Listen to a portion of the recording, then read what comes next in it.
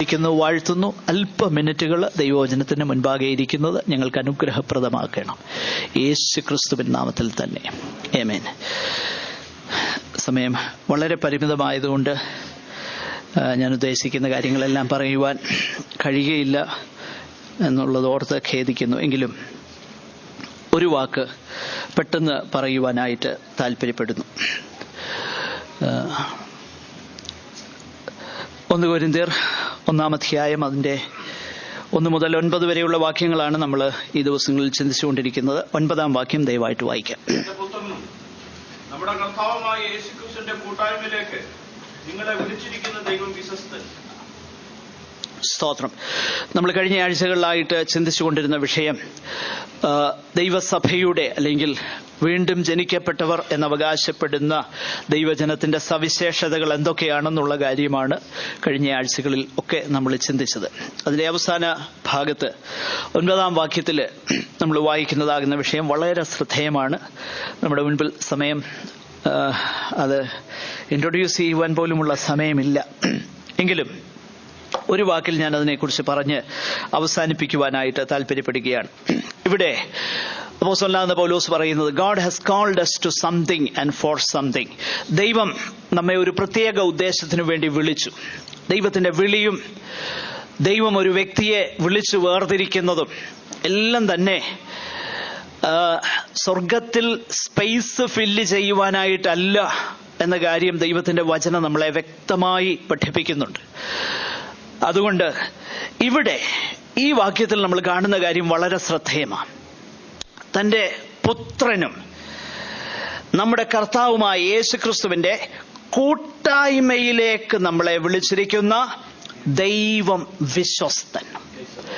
കൂട്ടായ്മ എന്ന പദം തന്നെ വളരെ വളരെ ചിന്തിക്കേണ്ടതായിട്ടുള്ള ഒരു പദപ്രയോഗമാണ്.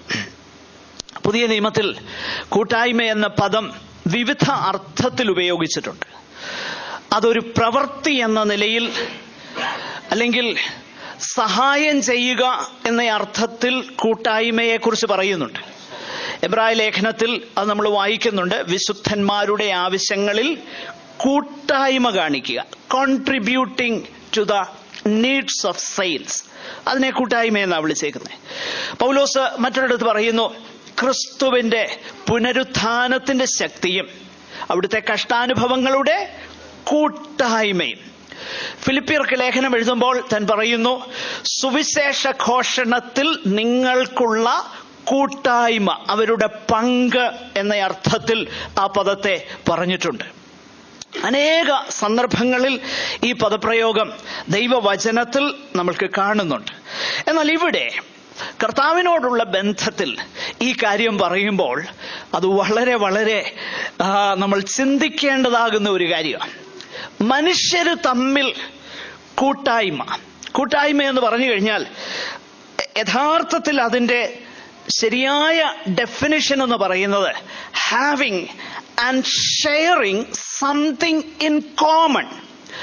പൊതുവായിട്ട് നമുക്കെല്ലാവർക്കുമുള്ള ഒരു കാര്യം അത് പങ്കിട്ടെടുക്കുന്ന, ഷെയർ ചെയ്യുന്ന ആ അനുഭവത്തെയാണ് കൂട്ടായ്മ എന്ന് പറയുന്നത്. Having and sharing something in common. So when the Bible says that we have fellowship with the Lord Jesus Christ, what do we have in common with the Lord Jesus Christ? കർത്താവുമായിട്ട് കൂട്ടായ്മയുണ്ടെന്ന് പറയുമ്പോൾ മനുഷ്യരാകുന്ന നമുക്ക് ദൈവവുമായിട്ട് എന്താ common ആയിട്ടുള്ളത്? എന്നാൽ ഒരു കാര്യം മനസ്സിലാക്കണം, അങ്ങനെ ദൈവവുമായി ഷെയർ ചെയ്യുവാൻ കോമൺ ആയിട്ട് പൊതുവായി നമുക്കൊന്നുമില്ല. എന്നാൽ ആ അനുഭവത്തിലേക്ക് ദൈവം നമ്മെ വിളിച്ചു വേർതിരിച്ചു. തന്റെ പുത്രനും നമ്മുടെ രക്ഷിതാവുമായിട്ടുള്ള കൂട്ടായ്മയിലേക്ക് ദൈവം നമ്മളെ കൊണ്ടുവന്നു. നോക്കണം, സകല ലോകത്തിന്റെയും രക്ഷിതാവാകുന്ന, സർവശക്തനാകുന്ന, സർവജ്ഞാനിയാകുന്ന ദൈവവുമായി കൂട്ടായ്മ ബന്ധം പുലർത്തുവാൻ അശക്തരായ, അഭക്തരായ, അജ്ഞാനികളായ വലിയ പദവികളില്ലാത്ത, ലോകത്തിൽ വലിയ സ്ഥാനമാനങ്ങളില്ലാത്ത നമ്മെ ദൈവം എന്ത് ചെയ്തു?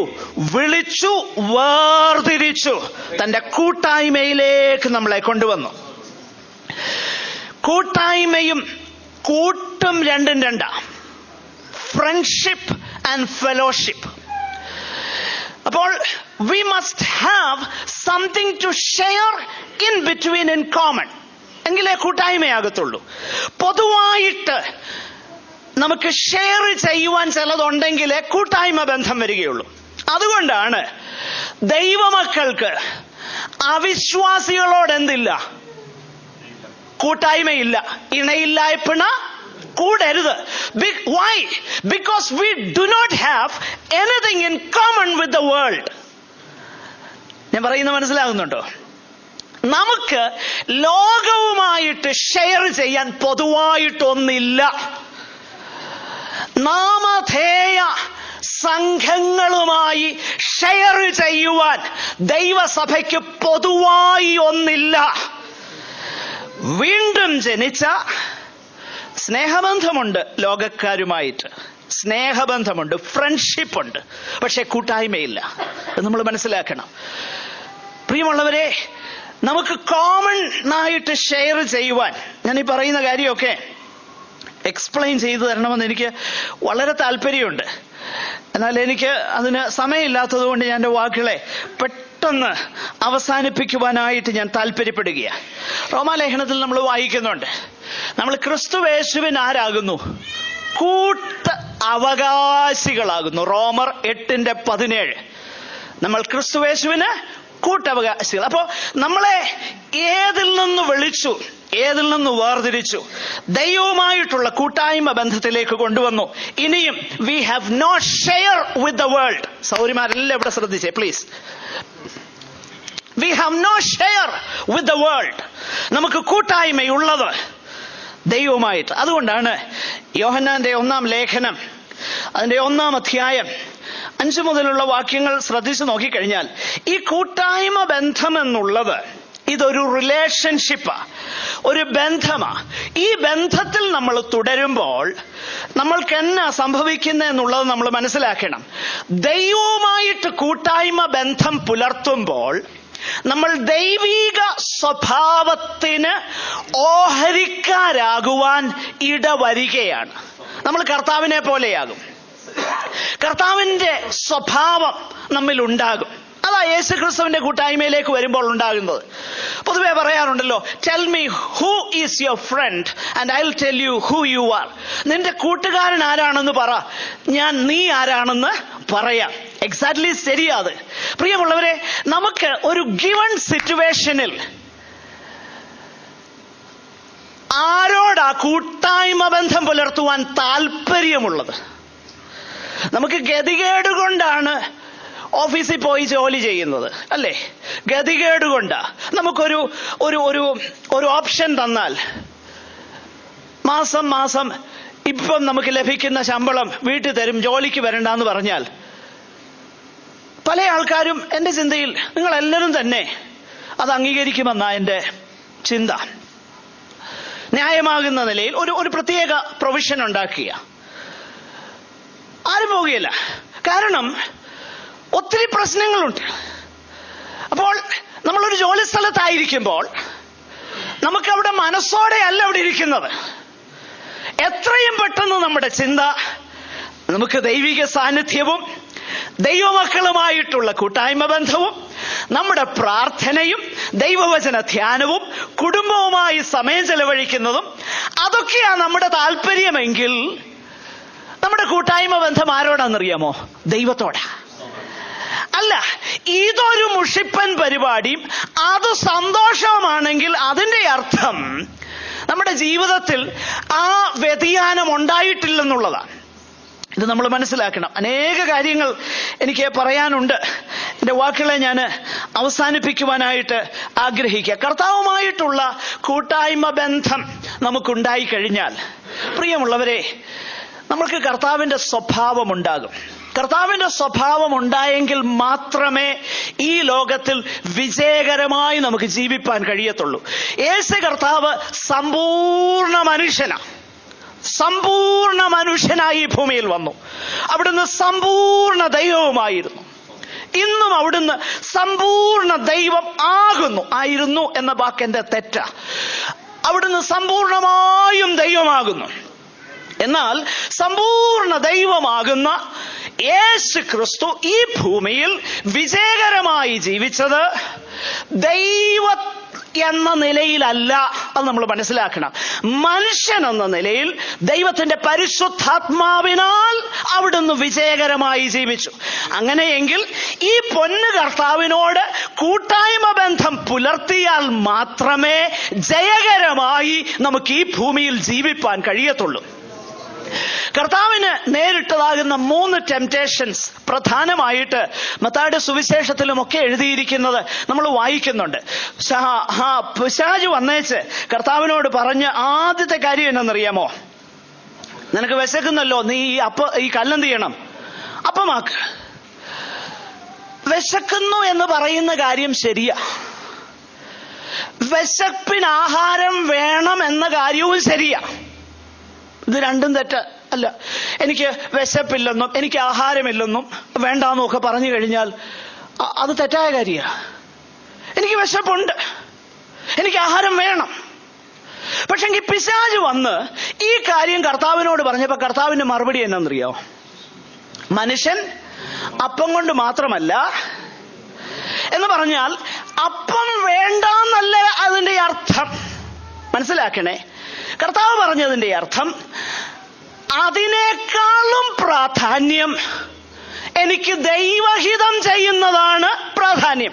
രണ്ടാമതാണ് ഇത് എന്ന് പറഞ്ഞാൽ എന്റെ ഫിസിക്കൽ നീഡിനേക്കാളും എന്റെ സ്പിരിച്വൽ നീഡാണ് വലുത്. അങ്ങനെ നമ്മൾ ചിന്തിക്കാറുണ്ടോ? ഇല്ലേ? നമുക്കൊരു രോഗം വന്നാൽ, ഞാനത് കഴിഞ്ഞ ആഴ്ച നിങ്ങളോട് പറഞ്ഞു, രോഗം വന്നാൽ കർത്താവെ സൗഖ്യമാക്കണേ എന്ന് പറയും, പ്രാർത്ഥിക്കണം. അങ്ങനെ തന്നെ വേണം. എന്നാൽ രോഗം വന്നാൽ മാക്സിമം സംഭവിക്കുന്നത് ചത്തുപോകത്തേ ഉള്ളൂ. എന്നാൽ നമ്മൾ മാനസാന്തരപ്പെട്ടില്ലെങ്കിൽ, നമ്മൾ മടങ്ങി വന്നില്ലെങ്കിൽ, നമ്മൾ ആത്മീകമായി സമ്പന്നത പ്രാപിച്ചില്ലെങ്കിൽ നിത്യ നരകത്തിന്റെ ഓഹരിക്കാരാകും. അതല്ലേ മത്തായിയുടെ സുവിശേഷം 5:22 നമ്മളെ പഠിപ്പിക്കുന്നത്? സഹോദരനോട് കോപിക്കുന്നവനെല്ലാം എന്തായിത്തീരും? അടുത്ത വാക്യം കൂടെ വായിച്ചേ. ന്യായവിധി മാത്രമേ ഉള്ളൂ. നിൽക്കേണ്ടി വരും. വായിച്ചു.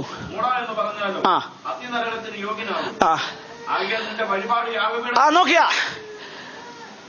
അപ്പം ശാരീരിക രോഗമാണോ ഏറ്റവും വലിയ പ്രശ്നം, അതോ ആത്മീക രോഗമാണോ? ശ്രദ്ധിച്ചേ, ചിന്തിച്ചേ.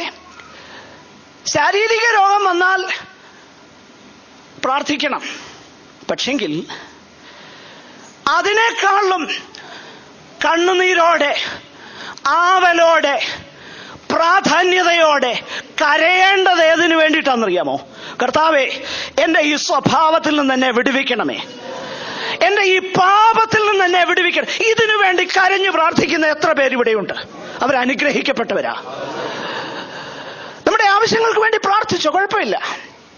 ബട്ട് കർത്താവേ, എന്റെ കോപം, എന്റെ ചിന്തകൾ, എന്റേതാകുന്ന ആറ്റിറ്റ്യൂഡ്, ഇതിൽ നിന്ന് എന്നെ ഒന്ന് രക്ഷിക്കണേ, എന്നെ ഒന്ന് വിടുവിക്കണമേ.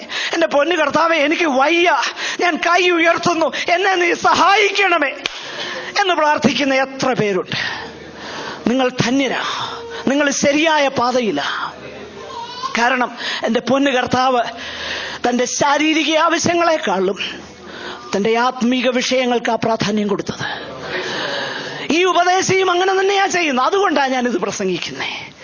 അല്ലാതെ ശാരീരിക ആവശ്യങ്ങൾ വേണ്ട എന്നല്ല ഞാൻ പറഞ്ഞത്. നമുക്ക് ജോലി വേണ്ട എന്നല്ല ഞാൻ പറഞ്ഞത്. നമുക്ക് ഭൗതിക ആവശ്യങ്ങൾ ഇല്ലെന്നല്ല ഞാൻ പറഞ്ഞത്. അതെല്ലാം ഉണ്ട്. അതെല്ലാം കർത്താവ് തക്ക സമയത്ത് തരാൻ വിശ്വസ്തന. എന്നാൽ അതിലും വലുത് നമ്മുടെ ആത്മീക വിഷയമായ എന്റെ പ്രിയരെ, കർത്താവിനോടുള്ള കൂട്ടായ്മ ബന്ധത്തിലേക്ക് നമ്മൾ വരുമ്പോൾ, ഈ സ്വഭാവം നമ്മിലേക്ക് വരുമ്പോൾ, നാം ആത്മീക വിഷയങ്ങൾക്ക് പ്രാധാന്യം കൊടുക്കും. കർത്താവ് നമ്മെ ഈ വചനങ്ങളാൽ അനുഗ്രഹിക്കട്ടെ. കർത്താവിന്റെ വരവ് താമസിച്ചാൽ പിന്നീട് നമുക്കത് ചിന്തിക്കാം. ഒരാൾക്ക് പ്രാർത്ഥിച്ച് അവസാനിപ്പിക്കും. ഞങ്ങൾ നന്ദിയോടെ അങ്ങയെ സ്തുതിക്കുന്നു. ഇന്നത്തെ പകൽ സമയം കർത്താവിന്റെ പൊന്നുപാദപീഠത്തിൽ അല്പനിമിഷങ്ങൾ ദൈവവചനവുമായി ആയിരിക്കുന്നത് ഞങ്ങൾക്ക് അനുഗ്രഹത്തിനും നന്മയ്ക്കും ആത്മീയ വർധനവിനും അത് കാരണമാകണം. ദൈവനാമം അടിയങ്ങളിൽ മഹത്വം എടുക്കണം. യേശു ക്രിസ്തുവിൻ നാമത്തിൽ തന്നെ ആമേൻ. നമ്മുടെ ചിന്തയ്ക്കായിട്ട് കൊരിന്ത്യരുടെ 1-ാം ലേഖനം ദയവായിട്ട് നമുക്ക് ശ്രദ്ധിക്കാം. കൊരിന്ത്യരുടെ 1-ാമത്തെ ലേഖനം അതിൻ്റെ 1-ാമത്തെ അധ്യായം 18-ാമത്തെ വാക്യം ദയവായിട്ട് വായിപ്പാനായിട്ട് ഞാൻ താല്പര്യപ്പെടുന്നു. അതിന്റെ 17-ാം വാക്യവും കൂടെ ചേർത്ത്, 17-ന്റെ അവസാനവും 18-ാം വാക്യവും കൂടെ ചേർത്ത് വായിക്കാം. യെസ്. വാക്ചാതുര്യത്തോടെ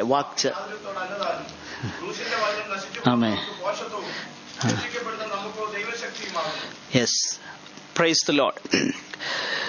കഴിഞ്ഞ ദിവസങ്ങളിലായിട്ട് കൊരിന്ത്യ ലേഖനത്തിൽ നിന്ന് തുടർച്ചയായിട്ട് ചിന്തിപ്പാൻ ദൈവം നമ്മെ സഹായിക്കുന്നതോർത്ത് ഞാൻ ദൈവത്തെ മഹത്വപ്പെടുത്തുന്നു. നമുക്ക് സമയം നമ്മുടെ മുൻപിൽ അധികം ഇത് ഫിനിഷ് ചെയ്യുവാനില്ലാത്തത് കൊണ്ട് ഞാൻ പെട്ടെന്ന് കഴിഞ്ഞ ആഴ്ചകളിൽ അതിന്റെ 9 വരെയുള്ള വാക്യങ്ങളാണ് നമുക്ക് ചിന്തിപ്പാൻ കഴിഞ്ഞത്. ദൈവമക്കളുടെ സവിശേഷത എന്തെന്നുള്ള കാര്യം ആ ഭാഗത്ത് നമ്മൾ ചിന്തിക്കുകയുണ്ടായി. അതൊന്നും ആവർത്തിപ്പാൻ ഇന്ന് നേരമില്ല. ഈ 17ഉം 18ഉം വാക്യം, പ്രത്യേകിച്ച് 18-ാമത്തെ വാക്യം, ക്രൂശിന്റെ വചനം നശിച്ചു പോകുന്നവർക്ക് ഭോഷത്വവും രക്ഷിക്കപ്പെടുന്ന നമുക്കോ ദൈവശക്തിയുമാകുന്നു.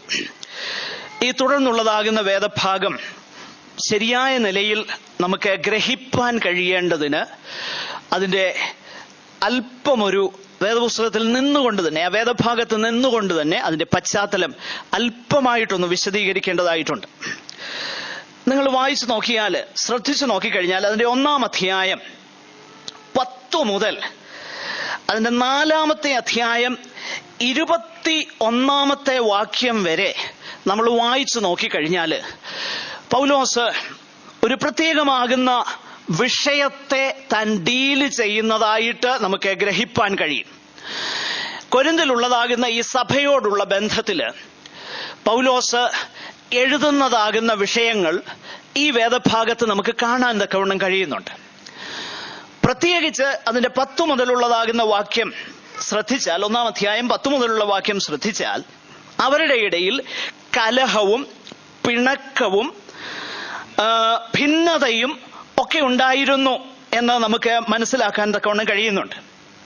ആ വേദഭാഗം അതിന്റെ 10 മുതൽ 12 വരെയുള്ള വാക്യങ്ങൾ, 3-ാം അധ്യായം 3-ഉം 4-ഉം വാക്യങ്ങൾ, അതിന്റെ 21-ാമത്തെ വാക്യം, അതുപോലെ 3-ാം അധ്യായം 5 മുതൽ 9 വരെയും 4-ാം അധ്യായം 1-ഉം 2-ഉം വാക്യങ്ങൾ വായിച്ചു നോക്കിക്കഴിഞ്ഞാൽ ഈ കലഹവും പിണക്കവും ഭിന്നതയുമൊക്കെ അവരുടെ ലീഡേഴ്സിന്റെ നാമത്തിലായിരുന്നു അവർ നടത്തിയത് എന്നും നമുക്ക് ഗ്രഹിപ്പാൻ കഴിയുന്നുണ്ട്. താഴോട്ട് വായിച്ചു നോക്കിക്കഴിഞ്ഞാല് അവരുടെ ലീഡേഴ്സിനെ, അല്ലെങ്കിൽ അവരെ നയിച്ചവരെ, അവരെ നടത്തിയവരെ, അവരുടെ നാമത്തിൽ അവർ ക്വാറൽ ചെയ്തത് ഈ വേദഭാഗം വായിച്ചു നോക്കിക്കഴിഞ്ഞാൽ ജ്ഞാനം എന്ന പദം 13 പ്രാവശ്യം ആവർത്തിച്ച് പൗലോസ് പറഞ്ഞിട്ടുണ്ട്. ജ്ഞാനം, ജ്ഞാനം, ജ്ഞാനം. അപ്പോൾ ഒരു കാര്യം വ്യക്തമാണ്, ഈ ലീഡേഴ്സിന്റെ പേരിൽ ഇവർ ക്വാറൽ ചെയ്തത്, ഇവർ പിണങ്ങുകയും ഡിവിഷൻ ഉണ്ടാക്കുകയും ചെയ്തത് ആ ഓരോ ലീഡേഴ്സിന്, പൗലോസ്, അപ്പല്ലോസ്, കേഫാവ് എന്ന് വേണ്ട, ആ നേതാക്കന്മാർക്ക് എത്രത്തോളം ജ്ഞാനമുണ്ട്. ഒരു കൂട്ടർ പറയും കേഫാവാണ് ബെറ്റർ, മറ്റൊരാൾ പറയും അല്ല പൗലോസാണ്, കാരണം അദ്ദേഹത്തിന് ഗ്രീക്ക് ഫിലോസഫി ഒക്കെ നന്നായിട്ടറിയാം. അപ്പല്ലോസാണ് ബെറ്റർ എന്ന് വേറൊരു കൂട്ടർ പറയും, കാരണം അദ്ദേഹം തിരുവെഴുത്തുകളിൽ അതീവ പ്രാവീണ്യമുള്ളവനാണ്. നോക്കുക, അങ്ങനെയുള്ളതാകുന്ന ക്വാറലിംഗ്, പിണക്കം മാത്രമല്ല, ഇവരങ്ങനെ പിണങ്ങുന്നു എന്ന് മാത്രമല്ല, അവർക്ക് അവരിൽ തന്നെ അഹംഭാവത്തോടെ, അഹന്തയോടെ അവരവരിൽ തന്നെ പ്രശംസിച്ചിരുന്നു എന്നും ഈ വേദഭാഗങ്ങൾ നമ്മളെ പഠിപ്പിക്കുന്നു. അതിന്റെ 1-ാം അധ്യായം 29 മുതൽ 31 വരെയുള്ള വാക്യങ്ങൾ. They were also boasting about themselves, their status, their wisdom, their pedigree, their ancestry and all those things. അവരുടേതാകുന്ന പാരമ്പര്യത്തിലൊക്കെ അവര് പ്രശംസിച്ചിരുന്നു. ആ കാര്യം വ്യക്തമാണ്. 3:21, 4:7 ഈ വാക്യങ്ങളൊക്കെ വായിച്ചു നോക്കിയാൽ നമുക്ക് മനസ്സിലാക്കാൻ കഴിയും. അപ്പോൾ ജ്ഞാനത്തെക്കുറിച്ച് അവർ അന്യോന്യം കലഹിച്ചിരുന്നു. അതിനൊരു കാരണമുണ്ട്. ഇവര് പാർത്തതാകുന്ന ഈ ദേശം വലിയ മഹാന്മാരായി ലോകം ഗണിക്കുന്ന ഫിലോസഫേഴ്സ് ജീവിച്ചിരുന്ന ആ ദേശങ്ങളിലാണ് ഇവരുമായിരിക്കുന്നത്. ഏതൻസ് ഫിലോസഫിയുടെ കേന്ദ്രമായിരുന്നു. Socrates, Plato, Aristotle, great philosophers. Philosophy എന്ന് പറഞ്ഞാൽ തന്നെ അതിന്റെ അർത്ഥം ഫിലോസോഫിയ എന്ന ഗ്രീക്ക് വേർഡ്. അതിന്റെ അർത്ഥം ഫിലയോ എന്ന് പറഞ്ഞാൽ ലവ്, സോഫിയ എന്ന് പറഞ്ഞാൽ വിസ്ഡം. ഫിലോസഫി എന്ന് പറഞ്ഞാൽ ലവ് ഓഫ് വിസ്ഡം, ജ്ഞാനത്തോടുള്ള പ്രേമം, സ്നേഹം. അതാണ് ഫിലോസഫി. ഫിലോസഫി എന്ന് പറഞ്ഞു കഴിഞ്ഞാൽ മനുഷ്യന്റെ പ്രശ്നങ്ങളെ മനുഷ്യന്റെ അറിവനുസരിച്ച് വിലയിരുത്തുകയും വിശദീകരിക്കുകയും ചെയ്യുവാനായി ജ്ഞാനികൾ ശ്രമിച്ച കാര്യമാണ് ഫിലോസഫി. അതാ ഫിലോസഫി. മനുഷ്യന്റെ പ്രശ്നങ്ങളെ മനുഷ്യന്റെ ബുദ്ധി കൊണ്ട്, മനുഷ്യന്റെ അറിവ് കൊണ്ട്, മനുഷ്യന്റെ ജ്ഞാനം കൊണ്ട് വിലയിരുത്തുന്നതാ ഫിലോസഫി. അപ്പൊ ഈ ഫിലോസഫേഴ്സ് ജീവിച്ചിരുന്ന ഈ സ്ഥലത്ത് ഇവരായിരുന്നത് കൊണ്ട് ഇവര് പൗലോസിനെയും അപ്പല്ലോസിനെയും കേഫാവിനെയും ഒക്കെ അതിന്റെ വെളിച്ചത്തിൽ വിലയിരുത്താൻ തുടങ്ങി. പക്ഷെ അങ്ങനെ വിലയിരുത്താൻ തുടങ്ങിക്കഴിഞ്ഞപ്പോൾ റോമാക്കാരെ സംബന്ധിച്ചിടത്തോളം they are so much proud about their pomp. അവരുടെ മഹത്വത്തിൽ അവര് അഹങ്കരിച്ചിരുന്നവരാ. ഗ്രീക്കുകാരെ സംബന്ധിച്ചിടത്തോളം അവരുടെ ജ്ഞാനത്തിൽ അവർ ഊറ്റം കൊണ്ടിരുന്നവരാ. ഇവരുടെ ഇടയിലേക്കാണ് പൗലോസ് ക്രൂശിന്റെ വചനവും കൊണ്ടുവന്നത്. ഇവരുടെ ഇടയിൽ ഈ ക്രൂശിന്റെ വചനവും കൊണ്ട് വന്നപ്പോൾ ഇത് വന്ന പുള്ളിക്ക് വലിയ പോംപ്, വലിയ മഹത്വം ഒന്നുമില്ല ഇത് കൊണ്ടുവന്നയാൾക്ക്. കാരണം അദ്ദേഹത്തെ കണ്ടു കഴിഞ്ഞാൽ ചരിത്രവും വേദപുസ്തകവും നമ്മളെ പഠിപ്പിക്കുന്നത് വലിയൊരു ഇംപ്രസീവ് പേഴ്സണാലിറ്റി ഒന്നും അല്ലായിരുന്നു പൗലോസ്. ഈ ലേഖനത്തിൽ തന്നെയുണ്ട്, 2-ാമത്തെ ലേഖനത്തിലുണ്ട്, അവന്റെ ലേഖനങ്ങൾ ഊറ്റവും ഘനവുമുള്ളത്. പക്ഷെങ്കിൽ വായിച്ചിട്ടുണ്ട്. ഒന്നെടുത്ത് വായിച്ചേ, പെട്ടെന്ന് ആ വാക്യം ഒന്നെടുത്ത് നമുക്ക് സമയമില്ല എങ്കിലും പെട്ടെന്ന്, വളരെ പെട്ടെന്ന്. കൊരിന്ത്യരുടെ 2-ാം ലേഖനം 10-ാം അധ്യായം അതിന്റെ 9, 10, 11 വാക്യങ്ങളൊക്കെ ഒന്ന് വായിച്ചേ. നോക്കിക്കേ, ഞാൻ ലേഖനങ്ങളെ കൊണ്ട് നിങ്ങളെ പേടിപ്പിക്കുന്നു എന്ന് തോന്നരുത്. അവന്റെ ലേഖനങ്ങൾ ഘനവും ഊറ്റവുമുള്ള. അവന്റെ പൗലോസിന്റെ ക്രിട്ടിക്സ്, അദ്ദേഹത്തെ വിമർശിച്ചിരുന്നവർ പറയുന്നത് വെൽ അദ്ദേഹത്തിന്റെ ലേഖനങ്ങൾ എന്നൊക്കെ പറഞ്ഞു കഴിഞ്ഞാൽ പവർഫുള്ളാ. ഭയങ്കര വാക്കുകളൊക്കെ ഉപയോഗിച്ച്, വാക്കുകൾക്കൊന്നും ഒരു പഞ്ഞവുമില്ല, നന്നായ ജ്ഞാനമുള്ള മനുഷ്യനാ, അവന്റെ ലേഖനങ്ങൾ ഘനമുള്ളതാ. പക്ഷെ അടുത്തത് ശരീരസന്നിധിയോ ബലഹീനതവും. ശ്രദ്ധ നോക്കി കഴിഞ്ഞാൽ പ്രസംഗിക്കാൻ തുടങ്ങിക്കഴിഞ്ഞാൽ അത്ര വലിയ പവർഫുൾ ഒന്നും അല്ലായിരുന്നു പൗലോസ്. പവർഫുൾ സ്പീക്കർ അല്ല മാനുഷികമാകുന്ന നിലയിൽ പൗലോസ്. ശരീരസന്നിധി എന്താണ്? ഒട്ടും ഇംപ്രസീവ് അല്ല. അപ്പൊ ഇവരുടെ ഇടയിലേക്ക് ഈ മഹത്വവും ജ്ഞാനവും അന്വേഷിച്ചുകൊണ്ടിരുന്നവരുടെ ഇടയിലേക്ക് ബലഹീനനാകുന്ന ഒരു മനുഷ്യൻ വന്നേച്ച് ഒരട്ടർ ഫൂളിഷ്നെസ് അവരോട് പറയുക. എന്താ പറയുന്നേ? ഒരുവൻ ക്രൂശിക്കപ്പെട്ടത് കൊണ്ട് നിങ്ങൾക്ക് രക്ഷയുണ്ട്. ഇത് കേട്ട് കഴിഞ്ഞപ്പോൾ നമ്മൾ വിശേഷിച്ച് പൗലോസ് കൊരിന്തിൽ വന്നതിന് തൊട്ടു മുൻപുള്ള സന്ദർഭം എന്തെന്ന് വേദപുസ്തകം നമ്മളെ പഠിപ്പിക്കുന്നുണ്ട്.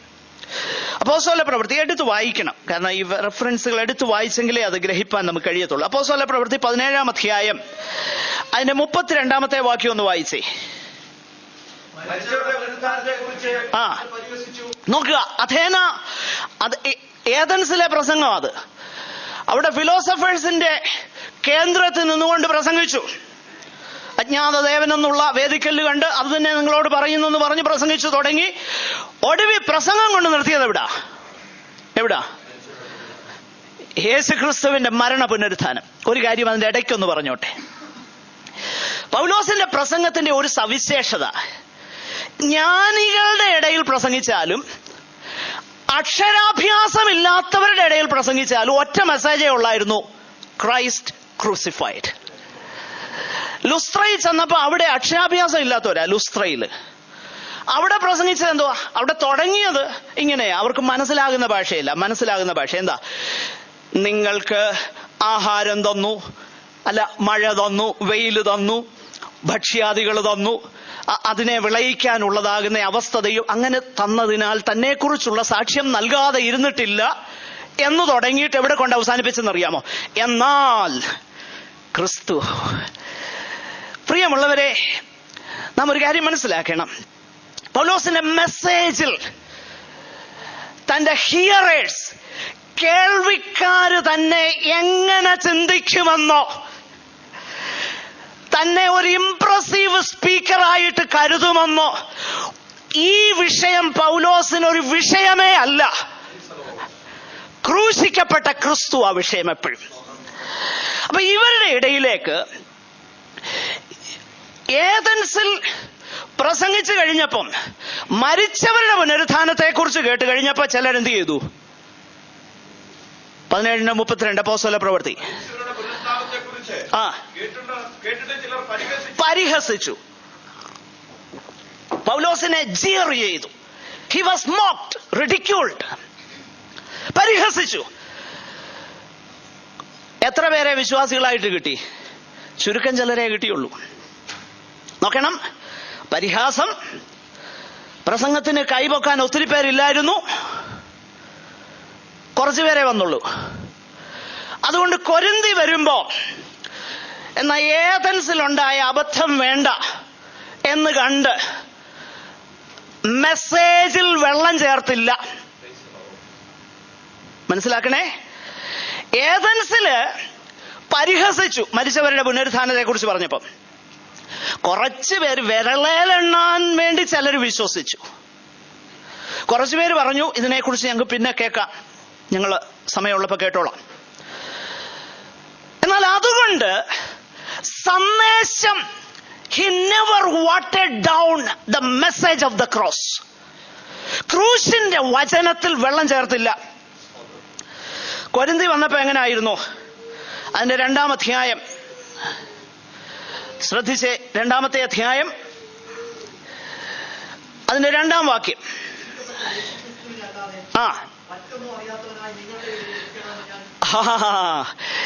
അപ്പോൾ അവിടെ വന്നു കഴിഞ്ഞപ്പം, ഈ ജ്ഞാനികളുടെ അടുക്ക വന്നപ്പം, വേണേ പൗലോസിന് വലിയ ജ്ഞാനമുള്ളയാളാ. വേണമെങ്കിൽ സോക്രട്ടീസ്, പ്ലേറ്റോ, അരിസ്റ്റോട്ടിൽ തുടങ്ങിയവരെയൊക്കെ കോട്ട് ചെയ്ത് പ്രസംഗിക്കാമായിരുന്നു. ഫിലോസഫി പ്രസംഗിക്കാമായിരുന്നു, സൈക്കോളജി പ്രസംഗിക്കാമായിരുന്നു, സയൻസ് പ്രസംഗിക്കാമായിരുന്നു. അതിനൊക്കെ അതിന്റെ സ്ഥാനമുണ്ട്. എന്നാൽ ഇതല്ല പൗലോസ് പ്രസംഗിച്ചത്. ഏതൻസിൽ ചിലർ കേട്ടില്ലെന്നും കണ്ട്, ഏതൻസിൽ കുറച്ചുപേരെ വിശ്വസിച്ചുള്ളെന്നും കണ്ട് ആളെ കൂട്ടാമെന്ന് കരുതിയില്ല. മെസ്സേജ് ഒന്നേ ഉള്ളൂ: ദൈവസഭയെ നമ്മുടെ ലക്ഷ്യം അതായിരിക്കണം. ജീവിത വിശുദ്ധിക്കും പ്രമാണത്തിനും വെള്ളം ചേർക്കരുത്. ജീവിത വിശുദ്ധിയും പ്രമാണവും മുറുക്ക പിടിക്കണം. അതിനെന്ത് പ്രൈസും പേ ചെയ്യാൻ നമ്മൾ തയ്യാറാകണം. പൗലോസിന് അതായിരുന്നു വിഷയം: ക്രൂശിക്കപ്പെട്ട ക്രിസ്തു. അതിന്റെ കാരണം എന്തെന്നറിയാമോ? നമ്മളോട് അതിന്റെ 2-ാം അധ്യായം, അത് ഞാൻ ഒന്ന് പറഞ്ഞങ്ങ് പോകാം, പിന്നീട് നമുക്ക് വിശദീകരിക്കാം, പിന്നീട് കർത്താവ് അനുവദിച്ചാൽ. 2-ാം അധ്യായം അതിന്റെ 2-ാം വാക്യത്തിൽ ഇങ്ങനെ പറയുന്നു: സഹോദരന്മാരെ, നിങ്ങളുടെ അടുക്കൽ വന്നപ്പോൾ വചനത്തിന്റെയോ, വചനമെന്ന് പറഞ്ഞാൽ അത് ദൈവവചനമല്ല, വാക്കുകൾ. I did not come. ഇംഗ്ലീഷിൽ ആരെങ്കിലും ഒന്ന് വായിക്കാമോ? I did not come with eloquence or superior wisdom. പൗലോസ് ഉപയോഗിക്കുന്നവ. ഞാൻ നിങ്ങളുടെ അടുക്ക വന്നപ്പം വാക്ചാതുര്യം, വചനത്തിന്റെ ജ്ഞാനത്തിന്റെയും വൈഭവം കൂടാതെ വന്നു. കാരണം പിന്നീട് നിങ്ങളാരും പറയരുത്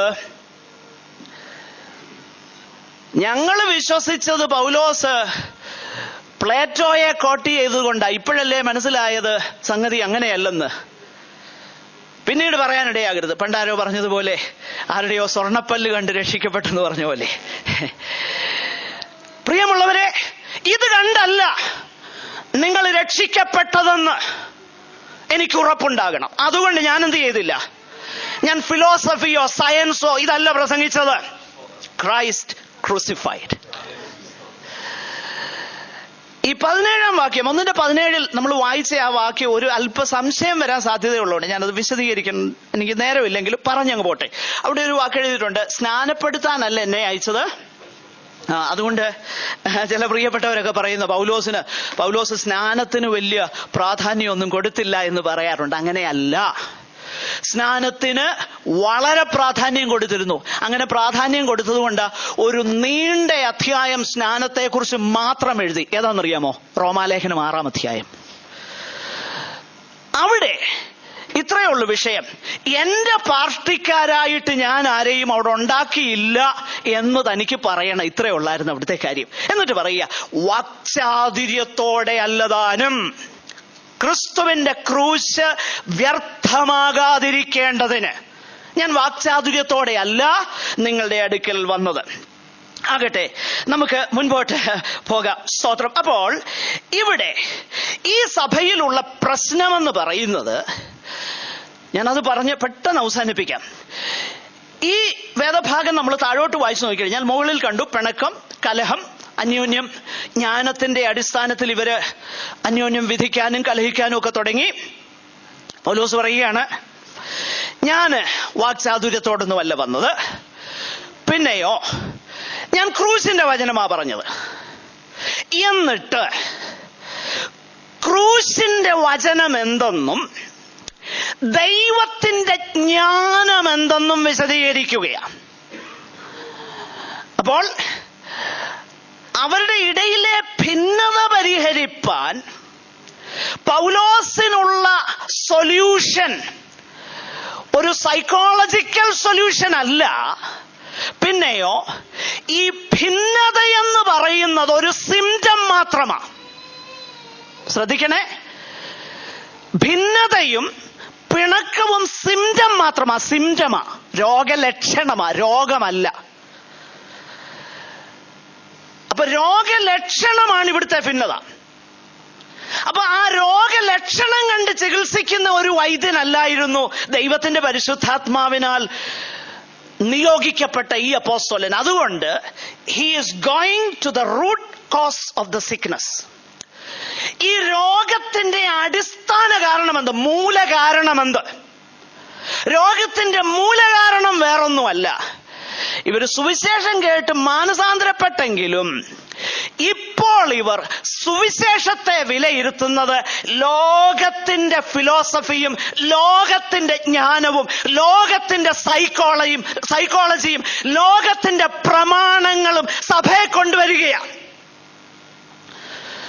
അപ്പോ 1-ാം നൂറ്റാണ്ടിലേതുപോലെ ഇന്നും 1 കൊരിന്ത്യർ പ്രസക്തമാണ്.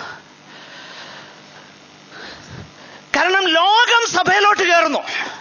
പൗലോസ് മനസ്സിലാക്കി രോഗലക്ഷണങ്ങൾ ഇതാണ്. കലഹവും ഭിന്നതയും പിണക്കവും ഒക്കെ രോഗലക്ഷണങ്ങളാ.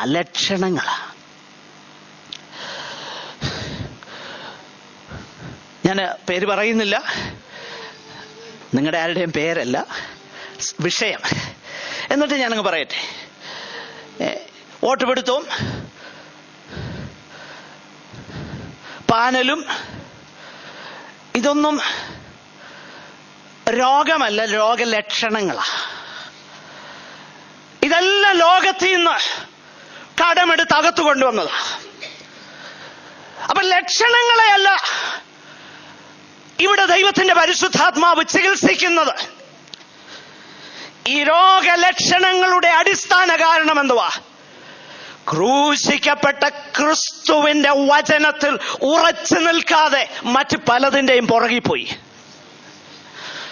ലോകത്തിന്റെ പുറകെ പോയി, സമ്പത്തിന്റെ പുറകെ പോയി, സ്ഥാനങ്ങളുടെ പുറകെ പോയി. ഇതായിരുന്നു അവരുടെ പ്രശ്നം. നാമും ശ്രദ്ധിച്ചില്ലെങ്കിൽ ഇതേ പ്രശ്നം തന്നെ നമുക്കും ഉണ്ടാകും.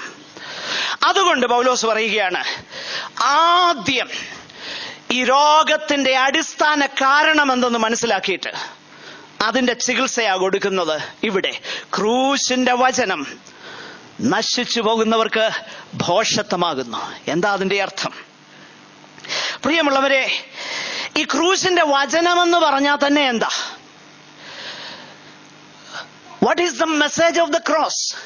മെസ്സേജ് ഓഫ് ദ ക്രോസ് എന്ന് പറഞ്ഞാൽ, ക്രൂശിന്റെ വചനം എന്ന് പറഞ്ഞാൽ, it is the story of man's redemption. മനുഷ്യന്റെ വീണ്ടെടുപ്പിന്റെ സന്ദേശമാ ക്രൂശിന്റെ വചനം. അങ്ങനെയെങ്കിൽ ഗോൽഗോഥായിൽ പരസ്യമായി നിന്ദിതനായി ക്രൂശിക്കപ്പെട്ട യേശുക്രിസ്തുവിന്റെ ആ ചിത്രം മാത്രമല്ല, പാപത്തിൽ വീണുപോയ മനുഷ്യനെ വീണ്ടെടുക്കുവാൻ സ്നേഹസമ്പന്നനായ കരുണാസമ്പന്നനാകുന്ന ദൈവം നിത്യത മുതൽ അവിടുത്തെ തിരുഹൃദയത്തിൽ നമ്മോടുള്ള പ്രീതി വാത്സല്യത്തിന്റെ അടിസ്ഥാനത്തിൽ അവിടുന്ന് ഒരുക്കിയ രക്ഷാപദ്ധതിയുടെ സമ്പൂർണ്ണ രൂപമാണ് ക്രൂശിന്റെ വചനം. അങ്ങനെയെങ്കിൽ ക്രൂശിന്റെ വചനം എന്ന് പറഞ്ഞാൽ, എന്റെ ഭാഷയിൽ പറഞ്ഞാൽ, ക്രൂശിന്റെ വചനം ഇതാ. മനസ്സിലായോ? ദ സ്റ്റോറി ഓഫ് റിഡംഷൻ, അതാ ക്രൂശിന്റെ വചനം. ഈ ക്രൂശിന്റെ വചനം ഒരു കൂട്ടർക്ക് എന്താണെന്നറിയാമോ? ഭോഷത്വമാ, ഫുളിഷ്നെസ്. എന്തുകൊണ്ടാണ് അത് ഫുളിഷ്നെസ് ആയിരിക്കുന്നത്? അത് ഫുളിഷ്നെസ് ആകുന്നത് മനുഷ്യന്റേതാകുന്ന ജ്ഞാനം കൊണ്ട് ദൈവത്തിന്റെ ജ്ഞാനത്തെ മനസ്സിലാക്കുവാൻ മനുഷ്യന് കഴിയത്തില്ല. അതുകൊണ്ടാ. ഒന്ന് ചിന്തിച്ചേ, യേശു ക്രിസ്തു ഈ ഭൂമിയിലേക്ക് വന്നു. താൻ ഒത്തിരി അടയാളങ്ങൾ കൊടുത്തു, താൻ ആരാണെന്നുള്ളത്. യേശു ക്രിസ്തുവിനെ മനസ്സിലാക്കിയവർ വളരെ ചുരുക്കുക.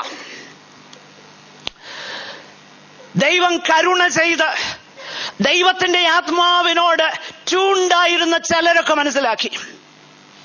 ഒരു അതിൽ ചിലരൊക്കെ ആരാ? ശീമോൻ മനസ്സിലാക്കി, ഹന്ന മനസ്സിലാക്കി, മറിയ മനസ്സിലാക്കി, യോസഫ് മനസ്സിലാക്കി, സ്നാപക യോഹന്നാൻ മനസ്സിലാക്കി, ഒടുവിൽ അവിടുത്തെ ശിഷ്യന്മാർ മനസ്സിലാക്കി, ചില വിരലേലെണ്ണാനുള്ള സ്ത്രീകൾ മനസ്സിലാക്കി.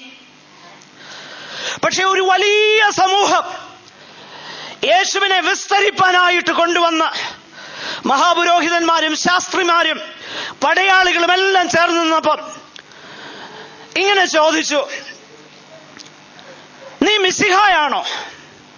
യേശുവിന്റെ മറുപടി, യെസ്, അത് തന്നെ.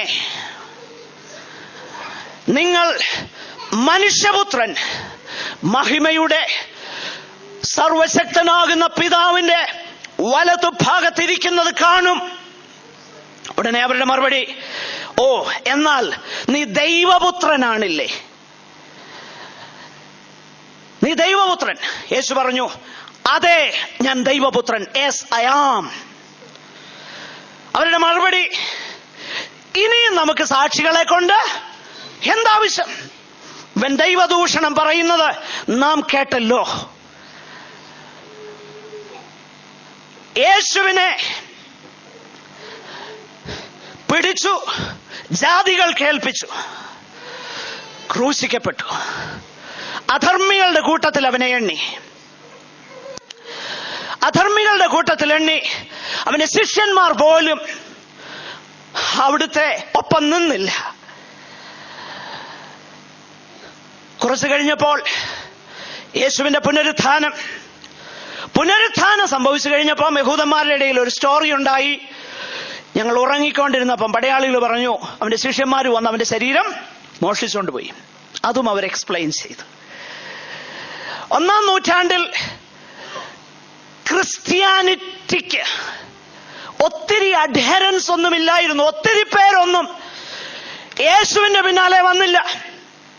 കാരണം ഇത് ഭോഷത്വമായിരുന്നു.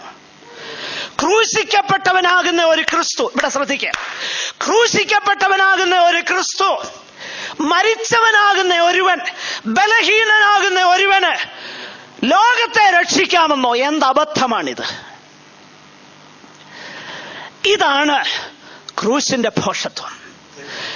ലോകത്തെ സംബന്ധിച്ചിടത്തോളം ഇത് ക്രൂശ് ഭോഷത്വമാകുമ്പോൾ ആർക്കാണ് ഭോഷത്വം? നശിച്ചു പോകുന്നവർക്കാണ് ഇത് ഭോഷത്വം. എന്നാൽ രക്ഷിക്കപ്പെടുന്ന നമുക്കിതെന്താണെന്നറിയാമോ? ദൈവശക്തി. എന്തുകൊണ്ടാണ് ക്രൂശിന്റെ വചനം ദൈവശക്തിയാകുന്നത്? അത് ദൈവശക്തിയാകുന്നതിന്റെ കാരണം പൗലോസ് തന്നെ വിശദീകരിച്ചിട്ടുണ്ട്. റോമാലേഖനം 1-ാം അധ്യായത്തിൽ നമ്മൾ വായിക്കുന്നു, അവന്റെ പുത്രനെ കുറിച്ച് ദൈവം തിരുവെഴുത്ത് മുഖാന്തരം അരുളി ചെയ്തത്. എന്തുകൊണ്ടാണ് ഈ സാധാരണ ഈ ലളിതമായ സന്ദേശം ദൈവശക്തിയാകുന്നത്? അതിന്റെ കാരണം ഇതാണ്. ഇതെന്റെയോ നിങ്ങളുടെയോ അപ്പോസ്തലനാകുന്ന പൗലോസിന്റെയോ ഐഡിയ അല്ല. ഇത് ദൈവത്തിന്റെ സന്ദേശമാണ്. തന്റെ പുത്രനെ കുറിച്ചുള്ള സന്ദേശമാണ്. ഇത് തിരുവെഴുത്തിൽ എഴുതപ്പെട്ട സന്ദേശമാണ്. അതുകൊണ്ട് ഒത്തിരി പേർക്ക് ഇത് ഭോഷത്വമാണ്. ഒത്തിരി പേർക്ക് ഇത് ഭോഷത്വമാണെങ്കിലും ഞാൻ വാക്കുകളെ അവസാനിപ്പിക്കട്ടെ. രക്ഷിക്കപ്പെടുന്ന നമുക്കെന്താ ഇത്?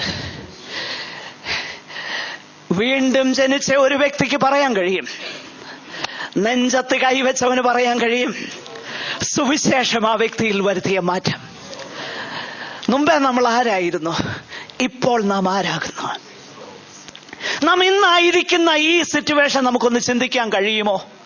ശ്രദ്ധിച്ചേ, നമ്മൾ ഇന്ന് പ്രത്യേകിച്ച് മറ്റ് വിവിധ സഭാവിഭാഗങ്ങളിൽ നിന്ന്, ജാതി മത ഭേദങ്ങളിൽ നിന്ന് കടന്നു വന്ന സഹോദരങ്ങൾക്കറിയാം how wondrous it is, how powerful it is.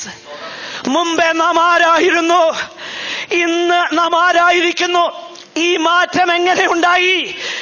ക്രൂശിന്റെ വചനം രക്ഷിക്കപ്പെടുന്ന നമുക്കെന്താ? ദൈവശക്തിയാ. ഇത് ദൈവശക്തി ആയതുകൊണ്ടാണ് ഈ ക്രൂശിന്റെ വചനം അനുസരിച്ച് മരിക്കാനും സകലവും കർത്താവിന് വേണ്ടി അർപ്പിപ്പാനും ആയിരങ്ങൾ തയ്യാറായത്. ആയിരക്കണക്കിന്, പതിനായിരക്കണക്കിന് രക്തസാക്ഷികളുടെ സമൂഹം നോക്കിയാൽ ഒരു കാര്യം മനസ്സിലാക്കുവാൻ കഴിയും. Did they die for nothing? വേറെ എന്തോ അർത്ഥമില്ലാത്ത ഒരു ഫിലോസഫിക്ക് വേണ്ടിയിട്ടാണോ അവർ മരിച്ചത്? അല്ല, അല്ല. ഈ ക്രൂശിന്റെ വചനം ദൈവശക്തിയായതുകൊണ്ട്. എന്റെ പ്രിയരെ, നാം ഒരു കാര്യം മനസ്സിലാക്കണം. ഈ ക്രൂശിന്റെ വചനമാണ് നമ്മെ നിലനിർത്തുന്നത്. ഈ ക്രൂശിന്റെ വചനമാണ് ജീവിതത്തിലെ ഏത് സാഹചര്യങ്ങളെയും ധൈര്യത്തോടെ തരണം ചെയ്യുവാൻ നമ്മെ പ്രാപ്തമാക്കുന്നത്. കാരണം ഇത് ദൈവശക്തിയാണ്. 2 കൊരിന്ത്യർ 4-ാം അധ്യായം 7 മുതൽ താഴോട്ട് വായിച്ചാൽ, വായിക്കേണ്ട, വീട്ടിൽ പോയി വായിച്ചു.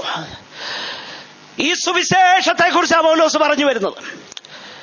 ഈ തേജസ്സിന്റെ സുവിശേഷം, ഇരുളിൽ നിന്ന് വെളിച്ചമുണ്ടാകട്ടെ എന്ന് പറഞ്ഞ ദൈവം കരുണ ചെയ്ത് മുമ്പേ ഇരുളായിരുന്ന ഞങ്ങളുടെ ഹൃദയങ്ങളിൽ പ്രകാശിപ്പാൻ ദൈവത്തിന് കരുണ തോന്നി. എന്നിട്ട് അടുത്ത വാക്യത്തിൽ പറയുക, എങ്കിലും ഈ അത്യന്ത ശക്തി ഞങ്ങൾക്ക് സ്വന്തമല്ല എന്ന് വരേണ്ടതിന് ഇത് ഞങ്ങളുടെ മൺപാത്രങ്ങളിൽ പകർന്നിരിക്കുന്നു. പ്രിയരെ, ഇത് മൺപാത്രമാണ്, ഇത് ബലഹീനമാണ്, ഇതിൽ തന്നെ ഒരു ശക്തിയുമില്ല. എന്നാൽ ഒരു കാര്യം മനസ്സിലാക്കണം, രക്ഷിക്കപ്പെട്ട ഒരു ദൈവ പൈതൽ ദൈവശക്തിയാൽ അവൻ നിറയപ്പെട്ടിരിക്കുകയാണ്. കാരണം രക്ഷിക്കപ്പെടുന്ന നമുക്കത് ദൈവശക്തിയാണ്. നമ്മുടെ കണ്ണുകളെ ദൈവസന്നിധാനത്തിൽ അടയ്ക്കാം. കർത്താവിന്റെ വരവ് താമസിച്ചാൽ നമുക്കതിനെക്കുറിച്ച് തുടർന്ന് പിന്നീട് ചിന്തിക്കാവുന്നതാണ്. എന്നാൽ ഒരു നിമിഷം നമ്മെ തന്നെ ദൈവസന്നിധാനത്തിൽ സമർപ്പിക്കാം. പ്രിയരെ, ഇത് ദൈവശക്തിയാണെങ്കിൽ, ക്രൂശിന്റെ വചനം രക്ഷിക്കപ്പെടുന്ന നമുക്ക് ദൈവശക്തിയാണെങ്കിൽ, നാം ഒരു തീരുമാനത്തോടെ ഇന്ന് കടന്നു പോകണം. എല്ലാ കണ്ണുകളും അടയട്ടെ, എല്ലാ കണ്ണുകളും അടയട്ടെ. ഒരു തീരുമാനം നമ്മൾ എടുക്കുവാൻ ദൈവത്തിന്റെ പരിശുദ്ധാത്മാവ് നമ്മെ പ്രേരിപ്പിക്കുന്നു. എനിക്കതിന് പ്രേരണയുണ്ട്. എന്റെ പ്രിയരെ, why not we share this gospel with the people? എന്തുകൊണ്ട്? ഇത് ദൈവശക്തിയാണെങ്കിൽ, ഇത് തന്റെ പുത്രനെ കുറിച്ചുള്ള വചനമാണെങ്കിൽ, ദൈവത്തിന്റെ വാക്കുകളാണെങ്കിൽ, നമ്മുടെ ജീവിതം കൊണ്ട് ഒരുപക്ഷെ ഔട്ട്സ്പോക്കൺ ആയിട്ട് എല്ലായ്പ്പോഴും പറയാൻ നമുക്ക് കഴിഞ്ഞെന്ന് വരികയില്ല. എന്നാൽ പറയാൻ കഴിയുന്ന സാഹചര്യങ്ങളുണ്ട്. സുവിശേഷത്തിന്റെ സാക്ഷ്യം നമ്മൾ വഹിക്കണം. ദൈവസഭയുടെ സകല ഇൽസും മാറാൻ ഏറ്റവും നല്ല മരുന്നതാ. നമ്മൾ ദൈവശക്തി മനസ്സിലാക്കുമ്പോൾ സുവിശേഷത്തിന് നമ്മൾ സാക്ഷികളാകണം. ഒരു തീരുമാനം നമ്മൾ എടുക്കാമോ? ഞാൻ വലിയ ഒരു ബേഡൻ നിങ്ങളെ അടിച്ചേൽപ്പിക്കാൻ ആഗ്രഹിക്കുന്നില്ല. എന്നാൽ ദൈവകൃപയിൽ ആശ്രയിച്ച് കർത്താവേ, ഇത് ദൈവശക്തിയാണ്, രക്ഷിക്കപ്പെടുന്ന ഞങ്ങൾക്ക് ദൈവശക്തിയാ ക്രൂശിന്റെ വചനമെങ്കിൽ ഏറ്റവും കുറഞ്ഞത് ആഴ്ചയിൽ ഒരു വ്യക്തിയോട്, പ്രിയരെ, നമുക്കത് ദൈവസന്നിധാനത്തിൽ ഒന്ന് പ്രാർത്ഥിക്കാൻ കഴിയുമോ? ഒരാളോട് യേശുവിന്റെ സുവിശേഷം പറയാൻ എനിക്ക് കൃപ തരണമേ. എനിക്കറിയാം ഇതൊരു വലിയ ചലഞ്ചിങ് പ്രസംഗമായിട്ടൊന്നും ഞാൻ കരുതുന്നില്ല. എങ്കിലും ദൈവത്തിന്റെ പരിശുദ്ധാത്മാവ് ഹൃദ്യമായി ശാന്തമായി നമ്മുടെ ഹൃദയങ്ങളിൽ പ്രവർത്തിക്കട്ടെ. ഒരു നിമിഷം നമുക്ക് പ്രാർത്ഥിക്കാമോ? കർത്താവേ, അവിടുത്തെ സുവിശേഷത്തിന്റെ സാക്ഷ്യം വഹിപ്പാൻ ആഴ്ചയിൽ ഏറ്റവും കുറഞ്ഞത് ഒരാളോടെങ്കിലും സുവിശേഷം അറിയിപ്പാൻ എന്നെ സഹായിക്കണം. സുവിശേഷത്തിന്റെ സാക്ഷ്യം വഹിപ്പാൻ എനിക്ക് കൃപ തരണം. പൗലോസിനെ എന്നെ ഭോഷൻ എന്ന് വിളിച്ചോട്ടെ. ക്രിസ്തു നിമിത്തം നമുക്ക് ഭോഷരായി തീരാം. ഹല്ലേലൂയ. നമ്മുടെ ജീവിതത്തിൽ, നമ്മുടെ പെരുമാറ്റത്തിൽ നമുക്ക് അതിനായിട്ട് നമ്മെ ഒന്ന് സമർപ്പിക്കാം. സുവിശേഷീകരണത്തിൽ നമുക്കൊരു പുതിയ കാഴ്ചപ്പാടുണ്ടാകട്ടെ. ഈ വർഷം നമ്മൾ അവസാനിക്കുന്നു. എന്നാൽ ദൈവം നമുക്ക് അനുവദിക്കുന്നെങ്കിൽ ഈ ദിവസം മുതൽ ദൈവം നമുക്ക് തരുന്ന ദിവസങ്ങളൊക്കെയും ദൈവനാമത്തിന്റെ പുകഴ്ചയ്ക്കായി, സുവിശേഷത്തിന്റെ വ്യാപ്തിക്കായി നമുക്ക് നിലനിൽക്കാം. അതിനായി നമ്മെ സമർപ്പിക്കാം. സഹോദരന്മാരിൽ അർപ്പിക്കുന്നു. ദൈവം അനുവദിച്ചാൽ അടുത്ത നമ്മുടെ സഭായോഗത്തിന്റെ ശേഷം PYPA മീറ്റിംഗ് ഉണ്ട്. അതായത് 13-ാം തീയതി ഉള്ള സഭായോഗത്തിന്റെ നമ്മുടെ കർത്താവായ യേശു ക്രിസ്തുവിന്റെ കൃപയും പിതാവായ ദൈവത്തിന്റെ സ്നേഹവും ആശ്വാസപ്രദനായ പരിശുദ്ധാത്മാവിന്റെ കാവലും സഹവാസവും കൂട്ടായ്മയും നാം എല്ലാവരോടും ലോകമ്പോടുള്ള സകല വിശുദ്ധന്മാരോടുകൂടെയും ഇപ്പോഴും എന്നേക്കും ഉണ്ടായിരിക്കുമാറാകട്ടെ. നമ്മുടെ കർത്താവായ യേശു ക്രിസ്തു മുഖാന്തരം നമുക്ക് ജയം തന്ന ദൈവത്തിന് സ്തോത്രം ചെയ്യാം. ഹല്ലേലൂയ, ഹല്ലേലൂയ, ഹല്ലേലൂയ. ആമേൻ. കർത്താവായ യേശുവേ വരണമേ.